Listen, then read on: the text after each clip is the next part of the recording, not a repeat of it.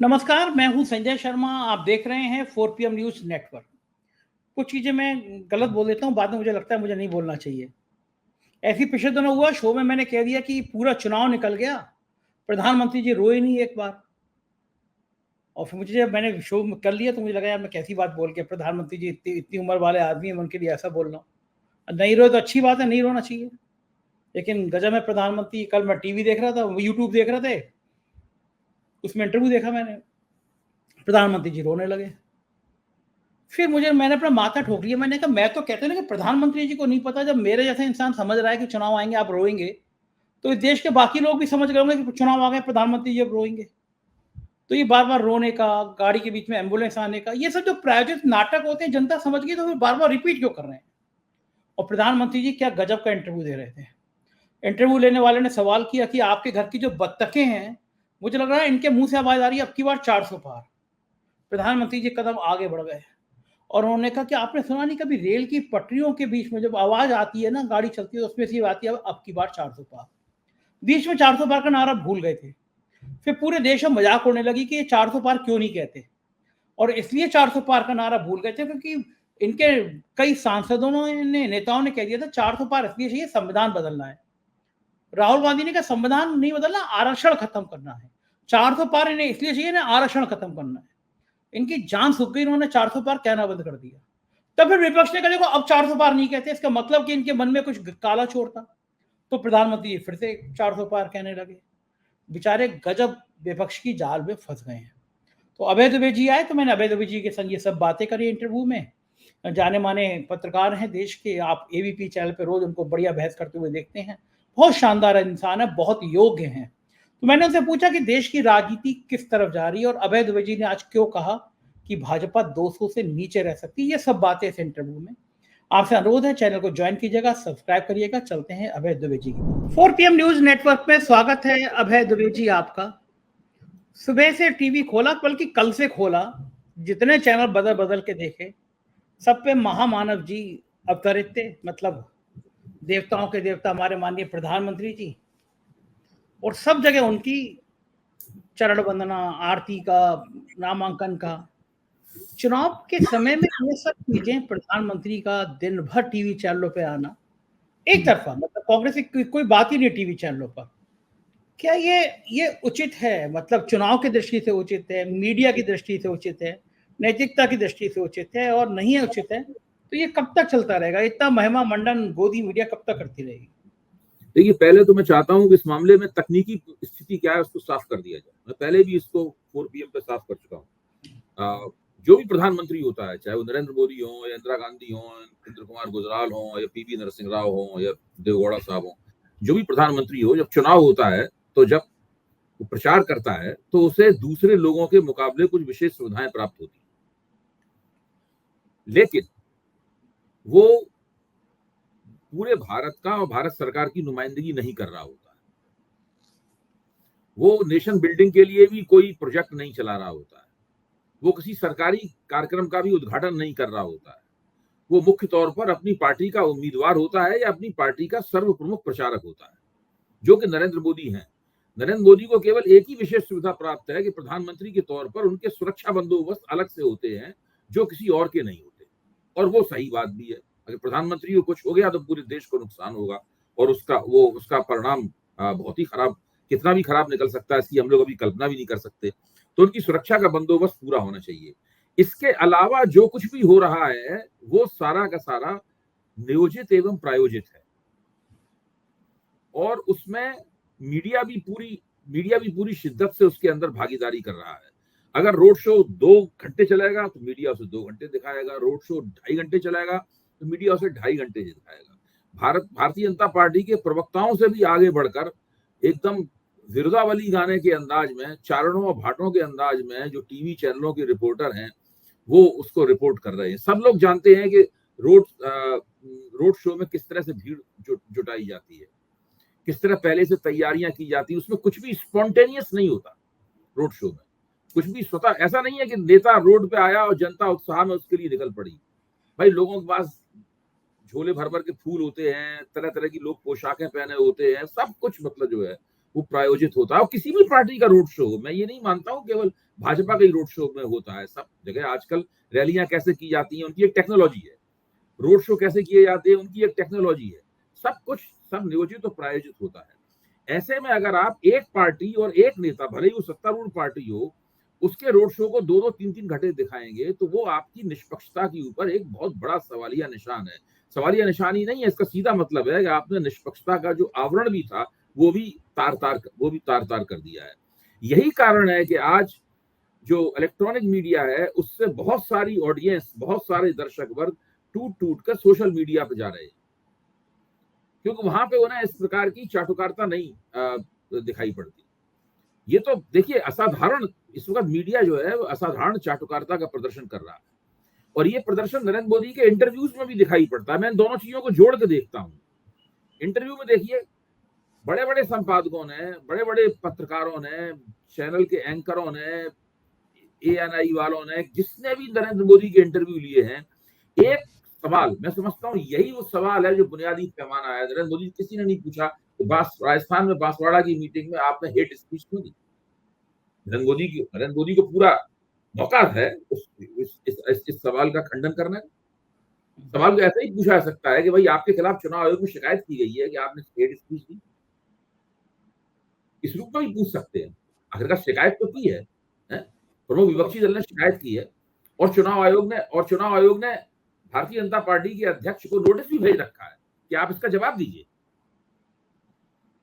तो मैं ये कह रहा हूं कि जब शिकायत रिकॉर्ड पर है और चुनाव आयोग का भेजा गया नोटिस रिकॉर्ड पर है, उसके बावजूद भी पत्रकार सवाल पूछने की हिम्मत नहीं कर रहा है।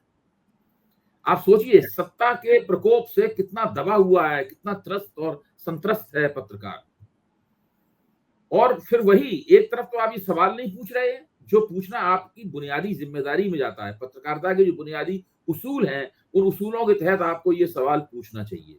अगर थोड़ा बहुत उसमें जोखिम है तो जोखिम भी उठाना चाहिए। जो जोखिम नहीं उठा सकता वो पत्रकार किस बात का, वो घर पे बैठे क्लर्क की नौकरी करे सरकार में, डॉक्टर बन जाए, इंजीनियर बन जाए, पत्रकार से भी ज्यादा पैसे कमाए।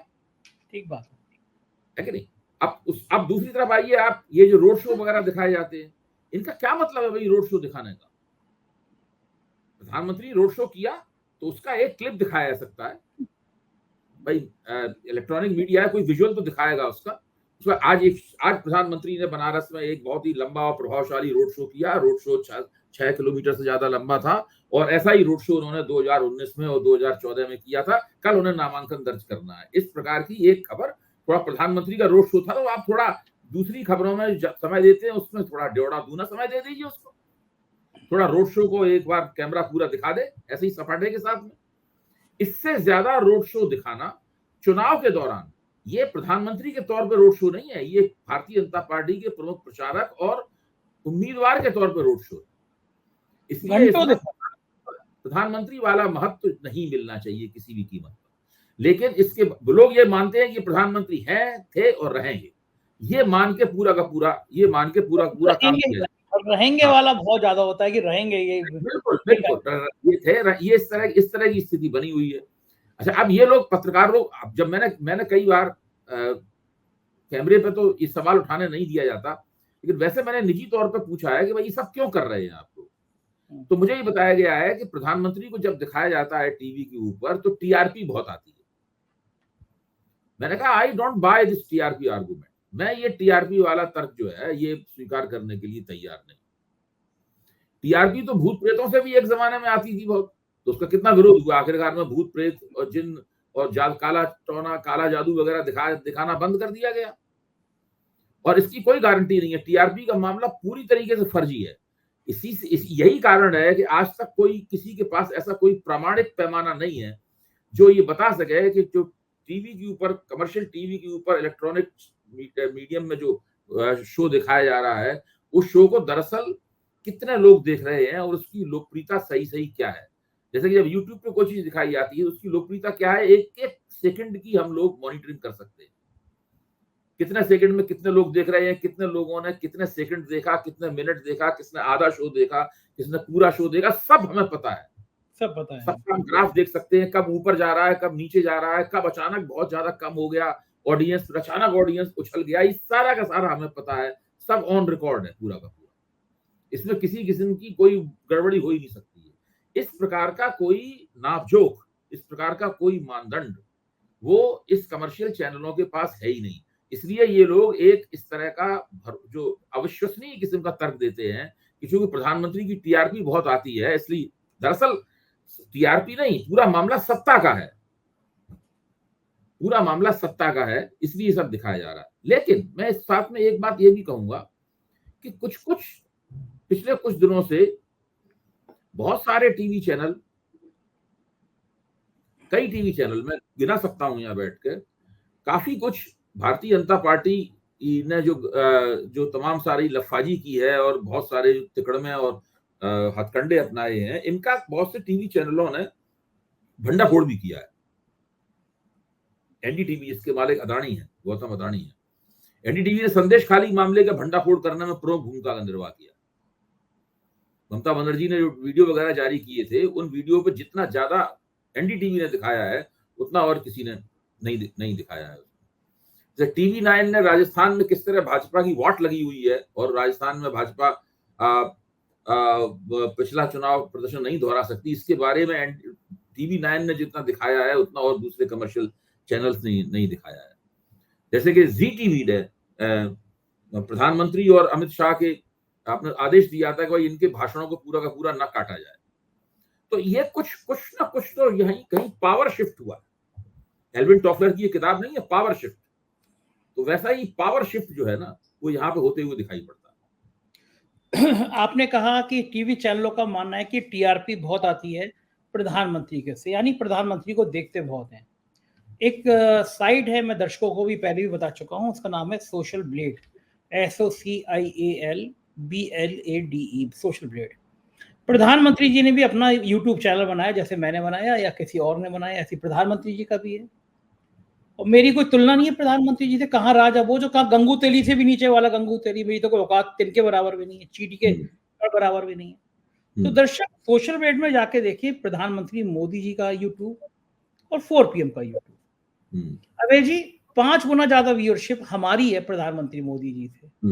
का मतलब कि जो मन की बात आता था और मन की बात में भी कहने लगा कि भैया फोटो भेजो देखते हुए, क्योंकि मन की बात भी लोगों ने देखना बंद कर दी थी, सुनना बंद कर दी थी। तो टीआरपी के मामले में इनको समझ नहीं आ रहा चैनल वालों को, प्रधानमंत्री का इतना चेहरा दिखाया गया है, इतना चेहरा दिखाया गया है, वैक्सीन पे फोटो, पेट्रोल पंप पे फोटो, राशन के थैले पे फोटो, खाद के कट्टे पे फोटो, लोग प्रधानमंत्री का चेहरा देख देख के ऊब गए हैं। ये इनको समझ नहीं आ रहा, भक्त भी नहीं देख रहे हैं अब तो। तो आप दूसरी लाइन कह रहे हैं कि सत्ता की मजबूरी है कि हिरेन जोशी जी फोन करते होंगे, डांटते होंगे कि भैया विज्ञापन नहीं चाहिए, करोड़ों रुपए की डील नहीं चाहिए, तो ये तो मैं मजबूरी हो सकता हूँ। दूसरी बात मैं बड़े विनम्रता से कह रहा हूँ, कोई बुरा ना माने कोई भक्त इस बात का, मैंने अभी 5-6 दिन पहले कहा, और मैं मतलब फिर मैं माफी के संग कह रहा हूँ ये बात, लेकिन मैंने कहा मैंने कहा अपने एक शो में कि मैं बड़ा हैरान हूँ, पूरा चुनाव निकला जा रहा है, प्रधानमंत्री जी रोए नहीं है एक बार भी। मेरे को समझ में नहीं आ रहा प्रधानमंत्री जी रोए क्यों नहीं। आज रो दिए। प्रधानमंत्री जी ने मन का मेरे भाव रख लिए, मेरी इज्जत रख ली, कल प्रधानमंत्री जी एक इंटरव्यू में रोने लगे। क्या अबे दुबे जी, जब मैं कह रहा हूं, मतलब मेरे जैसे कितने लोग होंगे जिनको पता होगा कि प्रधानमंत्री रोएंगे। अब ये कोई फिल्म है क्या, ये कोई ड्रामा है कि प्रधानमंत्री रो रहे हैं और देश समझ नहीं पाएगा क्यों रोते हैं हमारे प्रधानमंत्री इतना, और चुनाव भी नहीं। एक तो क्या है कि जब नरेंद्र मोदी हारेंगे तो उसके हम लोग खोजेंगे उसके कारण क्या क्या है, कोई किन कारणों की वजह से हारे, जाहिर है जीतेंगे तब भी हम लोग खोजेंगे भाई किन कारणों से जीते, जिस तरह हारेंगे तब भी हम लोग सोचेंगे किन कारणों से हारे। तो जब उन कारणों में एक बहुत बड़ा कारण होगा उन लोगों का जो कि प्रधानमंत्री को भगवान का, ईश्वर का अवतार कहते हैं, विष्णु का अवतार कहते हैं, और हमेशा कहते रहते हैं कि उनके पक्ष में एक साइलेंट वेव चल रही है। हमेशा कहते हैं कि अगर कोई जनता किसी की बात मानती है तो केवल नरेंद्र मोदी की मानती है, अगर किसी की साख है तो नरेंद्र मोदी की साख है।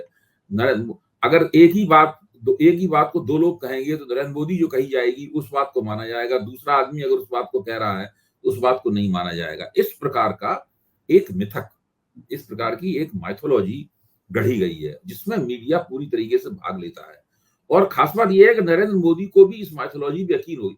झूठ एक ऐसी चीज है, जब आप बहुत बार बोलते हैं तो कुछ देर बाद आपको भी सच लगने लगता है।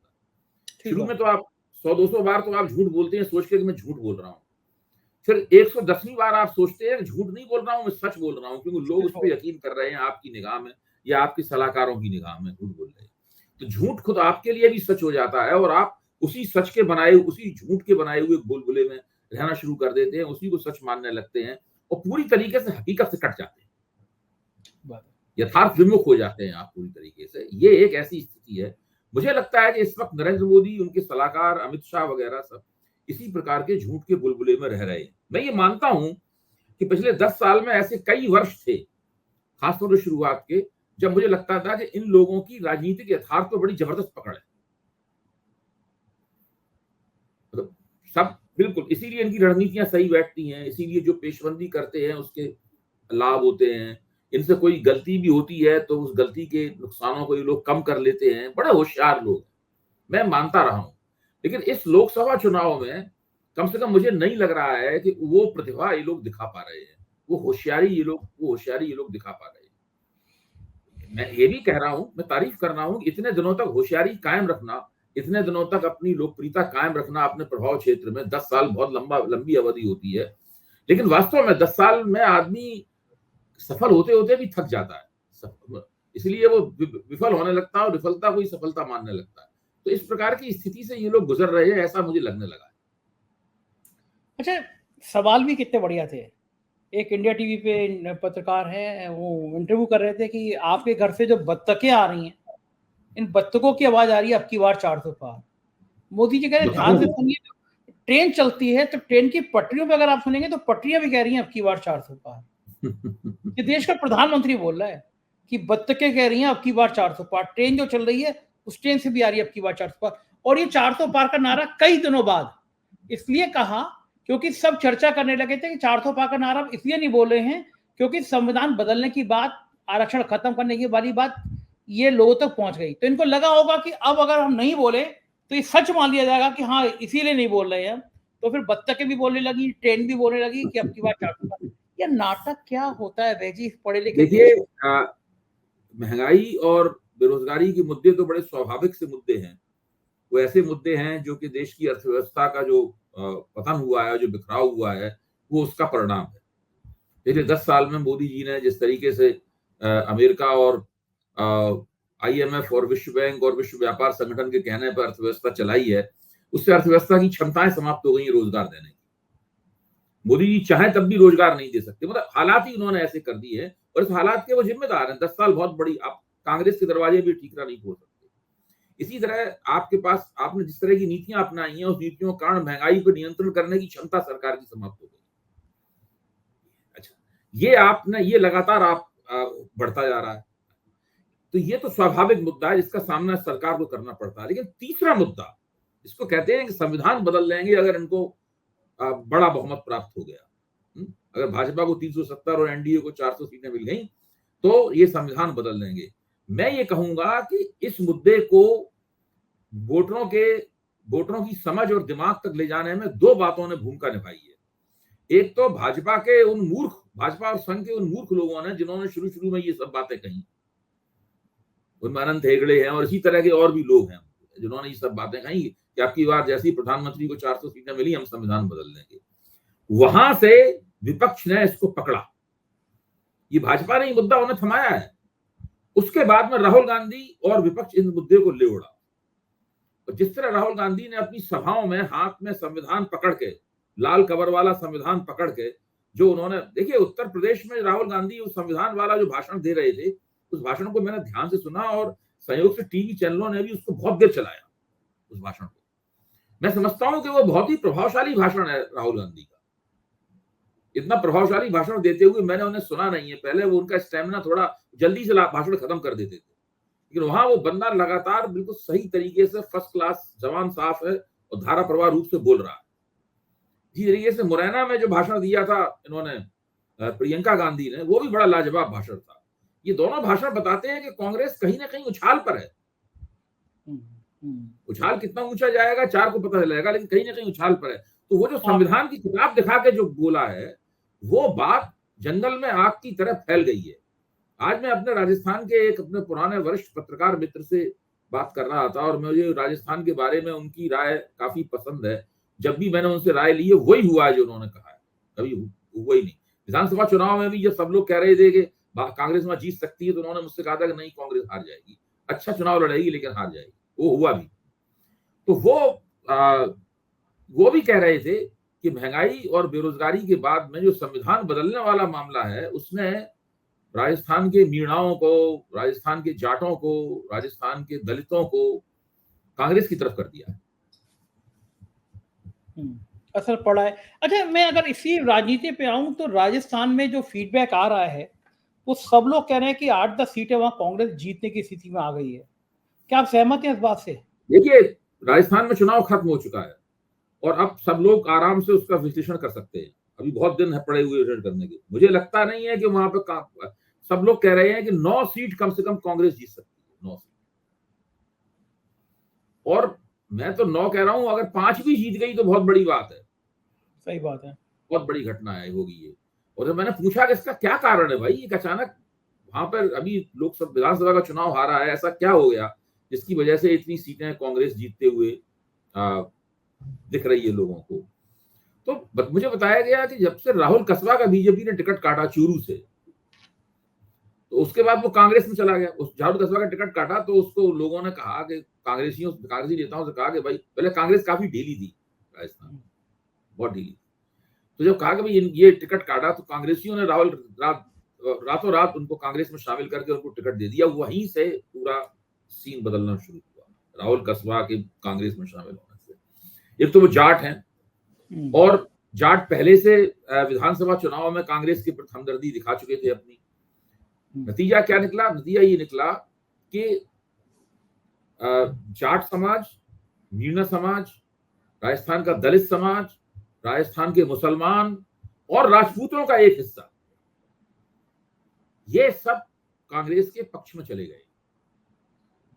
और जब इतना बड़ा समर्थन कांग्रेस की तरफ गया है तो फिर जाहिर है भाजपा को नुकसान तो होना ही है। अब इसमें तरह तरह की राय है। कोई कहता है 4 सीट कांग्रेस जीतेगी, कोई कहता है 5 सीट कांग्रेस जीतेगी, कोई कह रहा है 9 सीट कांग्रेस जीतेगी। 9 तक का तो मैंने बहुत से गंभीर समीक्षकों से सुना है कि 9 सीट कांग्रेस जीत सकती है। बड़ा है ना, मैं बड़ा ताज्जुब में था गुजरात को लेकर।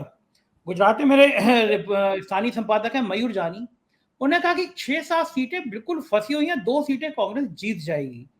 अगर ये 6-7 सीटें फंसी हुई है, फंसी हुई जो शब्द है, अगर ये गुजरात में भी सामने आ रहा है जहां एक तरफा बीजेपी रहती थी, अगर वहां भी फंसी आ रहा है मामला, तो इसका मतलब क्या, इसको देश का मूड मान लेंगे आप? देखिए, गुजरात में अगर कांग्रेस 2 सीटें जीतती है, राजस्थान में अगर कांग्रेस 5 सीटें जीतती है और 1 सीट हनुमान बेनीवाल जीतते हैं और 1 सीट जो कांग्रेस के जो दूसरे जो गठजोड़ पार्टनर हैं वो जीतते हैं, इस तरीके से अगर 7 सीटें भारतीय जनता पार्टी हारती है, तो मैं ये मानता हूं कि फिर भारतीय जनता पार्टी 200 से नीचे जाएगी।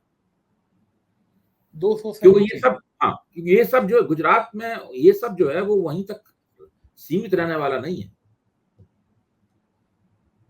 अच्छा, अगर 200 से नीचे कल्पना करें कि बीजेपी जाती है, तो क्या प्रधानमंत्री जी नरेंद्र मोदी नेता प्रतिपक्ष रहना रिटायर्ड पसंद? हट, जैसे क्रिकेट में होता है ना, बाउंसर लगी रिटायर्ड हट, पेवेलियन में बैठ के इलाज करा रहे।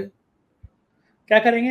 होंगे नेता क्रिकेट में कहते प्रतिपक्ष? हैं रिटायर्ड हट, बाउंसर लगी तो गए गया आदमी पेवेलियन में बैठ के इलाज कराएगा। तो पेवेलियन मतलब राजनीति आप खत्म, राजनीति खत्म। बिल्कुल राजनीति खत्म। उसके बाद जब जाएंगे भाजपा कार्यालय में कार्यकर्ताओं को संबोधित करने, तो वहीं उनसे सवाल जवाब होगी। तो देखिए, जब तक आपके पास सत्ता है तब तक उगते सूरज को सब लोग प्रणाम करते हैं, उगते और उगे हुए सूरज को प्रणाम करते हैं। उसके बाद खेल खत्म, कौन पूछता है। अभय जी सोचिए, मेरी जिंदगी में भी कुछ तनाव होंगे, आपकी जिंदगी में भी तनाव होंगे, लेकिन जो मोदी की जिंदगी में इस समय तनाव होंगे वो हम लोगों के तनाव से हजार नहीं लाख गुना बड़े होंगे। उनकी मन स्थिति क्या हो रही होगी कि उनको लग रहा होगा कि सत्ता फिसल सकती है मेरे हाथ से। ये डर, ये खौफ क्या उनको सोने दे रहा होगा? हाँ नहीं, ये तो खैर सभी नेताओं के साथ होता है और मोदी जी के साथ ही कोई नहीं, नेता, दूसरे लेकिन नेता कोई भी। नेता इतना ज्यादा लाइन नहीं खींचता ना। इन्होंने तो इतनी लंबी लाइन खींच दी ना, सबको जेल भेजो, सबको ये करो, सबको वो करो, कि कोई भी हर हाँ, नेता। इस बार इन्होंने जो किया है वो भी उनके खिलाफ जा रहा है बहुत ज्यादा। देखिए, नरेंद्र मोदी को ये समझना चाहिए था कि उनको जो बहुमत प्राप्त हुआ है उस बहुमत का किरदार क्या है। वो बहुमत जो है भौगोलिक रूप से एक सीमित बहुमत है, ज्योग्राफिकली बहुत लिमिटेड मेजोरिटी है, और उस ज्योग्राफी में, उस भौगोलिक दायरे में वो मेजोरिटी कभी भी आपकी घट सकती है। अब मैं ऐसा बताइए कि मान लो राजस्थान में जितनी सीटें हैं, कितनी राजस्थान में कितनी सीटें हैं? राजस्थान में 25 है सीटें, जो भी हाँ, मैं नंबर संख्या में गड़बड़ कर देता हूं। हाँ, अगर मान लीजिए भारतीय जनता पार्टी उसमें से 20 सीटें जीतती है, तो कोई भी कहेगा बहुत शानदार चुनाव लड़ा भाई, 2 बार से पूरी पूरी सीटें जीत रहे थे, इस बार भी 20 सीटें जीत ली। कौन कहेगा कितना कि कोई खराब नतीजा है? 100 में 95 नंबर प्राप्त करना, 100 में 90 नंबर प्राप्त करना कोई खराब नतीजा है? लेकिन ये लोग उनके पूरा बहुमत का किरदार ही ऐसा था कि 1% नंबर की कटौती नहीं झेल सकते ये। सही बात है। अगर उनका बहुमत सारे देश में बिखरा हुआ होता, जैसे कांग्रेस का होता था एक जमाने में, तब फिर बात अलग होती। अब बहुत लोगों को ध्यान नहीं है, लद्दाख में ये सीट 100% हार रहे हैं, हमसे लिख के ले लीजिए बॉन्ड पे आप। पंजाब में 2 सीटें इन्होंने जीती थी, 100% हार रहे हैं। गांव गांव में इतना गुस्सा है, बीजेपी वाले घुसते हैं तो लोग भगा देते हैं। मतलब पंजाब में किसान आंदोलन की वजह से बहुत गुस्सा है। आपकी 3 सीटें ही कम हो गई हैं, अब 3 सीटें आप कहां से प्राप्त करेंगे वापस? चंडीगढ़ की सीट हार सकते हैं, 4 सीटें कम हो गई। अब आप कहां से ये 4 सीटों की भरपाई कहां से होगी? कहीं से नहीं हो सकती, है नहीं कोई मतलब ना, छोटे क्योंकि छोटे आपको जो बहुमत प्राप्त हुआ है उसका भौगोलिक दायरा एक सीमित भौगोलिक दायरा है। मान लीजिए पिछली बार उन्होंने कन्नौज सीट बहुत कम बहुमत से जीत ली थी, क्योंकि शिवपाल सिंह ने वोट काट लिए थे, 12,000 वोट, 12,000 वोट। हाँ, और दूसरे फिरोजाबाद में जो अक्षय यादव है, रामगोपाल जी के सुपुत्र, उनके वोट शिवपाल सिंह ने काट लिए थे, तो वो हार गए थे। अच्छा, इस बार शिवपाल सिंह तो खुद ही है वहां पे, साथ में खड़े हुए हैं, तो ये सीटें जीतनी है। अब इन 2 सीटों की भरपाई कहां से होगी? अच्छा, उत्तर प्रदेश में इतना क्यों बिगड़ गया मामला? आपको क्या लगता है? यहाँ पे ये इतना कॉन्फिडेंट थे कि हम 75 ले आएंगे, 72 ले आएंगे, वहां यहाँ इतना मामला क्यों? देखिए, इसीलिए मैं कहता हूं कि इस चुनाव में कुछ अप्रत्याशित घटित हो रहा है। अगर आप मुझसे चुनाव प्रचार के 1 महीने पहले ये सवाल पूछते तो मैं कहता नहीं, उत्तर प्रदेश में भाजपा बहुत मजबूत है। मैं कहता ही था, आपसे कहता था उत्तर प्रदेश में भाजपा बहुत मजबूत है, हमेशा कहता था भाजपा बहुत मजबूत है। अच्छा, अब मैं फिर कह रहा हूं, उत्तर प्रदेश में 80 सीटें हैं, अगर भारतीय जनता पार्टी 50 सीटें जीतती है मान लीजिए, तो क्या ये खराब नतीजा है? सही बात है, 80 में 50 तो बढ़िया ही है, लेकिन बीजेपी के लिए बहुत। कल्याण सिंह अपने शिखर पे थे तो 50, 51, 55 सीटें जीतते थे वहां पे। ठीक बात है? लेकिन भाजपा इतना अच्छा नतीजा भी अफोर्ड नहीं कर सकती। 50 जीतने का मतलब कि दिल्ली में तो 100% सरकार ना बनना। हाँ, मैं वही कह रहा हूं। मेरा कहना है कि इनका जो बहुमत है, इसको लोग तथाकथित रूप से प्रचंड बहुमत, यानी क्या क्या अंडशंड बोलते थे उसके बारे में, वो कभी भी प्रचंड बहुमत नहीं था, वो स्पष्ट बहुमत था। वो जो बोलते थे है, वो स्थिति ये थी कि उस मोदी जी ने ये नहीं समझा कि उनके बहुमत की जड़ें कितनी कमजोर हैं। इसलिए वो उन्होंने इतने कमजोर बहुमत से उन्होंने 100 नहीं 200 सत्ता का 200% उपभोग करना शुरू किया। तानाशाही वाला भाव आ गया। हाँ, बिल्कुल, सत्ता का 200% उपभोग करना शुरू किया, और नतीजा क्या निकला आप देख लीजिए। न मोदी जी को उम्मीद थी, न मोदी जी के हमारे ऐसे आलोचकों को उम्मीद थी कि ऐसा होगा। हाँ, हड़बड़ाए मोदी, मोदी कर रखे थे हर चीज के लिए, ये इंतजाम नहीं किया था इससे निपटने के लिए। मोदी जी इतना हड़बड़ा गए कि वो अंबानी अडानी का नाम लेने लगे। इससे बड़ी हड़बड़ाहट क्या हो सकती है? इससे बड़ी ये तो उसमें तो मुझे भी ताज्जुब हुआ था। देखिए, अगले दिन उन्होंने बंद कर दिया लेना, अब कोई बीजेपी वाला भूल से भी उनका नाम नहीं लेता है। अरे काम कर गए अभय जी, मेरा ही अच्छा खासा नुकसान हो गया। इन्होंने अंबानी अडानी का नाम लिया, अगले दिन पूरा शेयर मार्केट नीचे आ गया। 2 दिन में हजारों करोड़ बिकवाली हो गई, और शेयर मार्केट लगातार गिर रहा है। विदेशी निवेशकों ने पैसे निकालने यहाँ से पैसा जो है चीन शिफ्ट हो रहा है। हाँ, पैसा यहाँ से निकलना शुरू हो गया कि चीन जा रहा है पैसा, चीन जा रहा है कि अपने ही आदमियों पे ये कटवा दे रहे हैं। मतलब देखिए, ये सब अब ज्यादा कुछ कहना ठीक नहीं है, इसलिए ठीक नहीं है क्योंकि बड़ी बात नहीं बोलना चाहिए। हम लोग मोदी जी की तरह नहीं है कि हम बड़ी बड़ी बातें बोलें, लफाजी करें, ये बात नहीं बोलना चाहिए। लेकिन देश की राजनीति जो है वो परिवर्तन की तरफ जा रही है, ये तो मैं जरूर बोलूंगा। बिल्कुल ठीक कह रहे हैं, ये लगने भी लगा है कि देश की राजनीति परिवर्तन की तरफ जा रही है। बहुत बहुत शुक्रिया अभय जी, आपसे बात करके एक नई ऊर्जा मिलती है और नए विचार मिलते हैं। धन्यवाद, आभार। तो ये थे अभय दुबे जी, और आज मजे मजे में हम लोगों ने बहुत सारी गूढ़ बातें करी, रहस्य वाली बातें करी, आपको समझाया कि क्या करती है मीडिया। मुझको यकीन है ये चर्चा आपको पसंद आई होगी। अपनी राय से अवगत कराइएगा, चैनल को ज्वाइन और सब्सक्राइब करिएगा। शुक्रिया, थैंक यू।